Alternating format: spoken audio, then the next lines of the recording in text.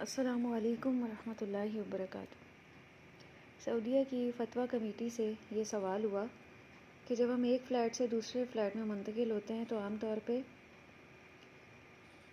وہاں کارپیٹ بچھے ہوئے ہوتے ہیں، تو کیا ہمارے لیے اس پر نماز پڑھنا جائز ہے، جبکہ ہمیں یہ معلوم ہی نہیں ہوتا کہ اس سے پہلے گھر میں رہنے والے لوگ مسلمان تھے یا نہیں؟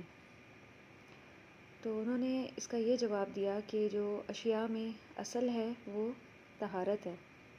کسی چیز یا جگہ کو صرف اسی صورت میں نجس قرار دیا جا سکتا ہے جب اس کی نجاست کی کوئی دلیل ہو اور پھر وہ نجس چیز اس جگہ واقعی موجود ہو، نظر آئے، اور جب یہ دونوں باتیں ثابت نہ ہوں تو مسلمان نماز پڑھ سکتا ہے، اس کی نماز صحیح ہوگی۔ پھر اسی طرح اس سے ملتا جلتا مسئلہ یہ ہے کہ خشک نجاست جو ہے وہ نقصان دہ نہیں ہے۔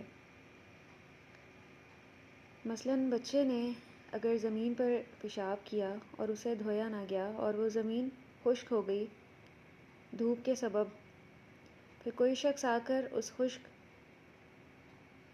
جگہ پر بیٹھ گیا تو اس کے کپڑے جو ہیں وہ ناپاک نہیں ہوں گے، کیونکہ نجاست جو ہے وہ تر ہونے کی صورت میں پھیلتی ہے۔ جب دھوپ کے سبب وہ خشک ہو جائے تو اس کے اثرات جو ہیں وہ زائل ہو جاتے ہیں۔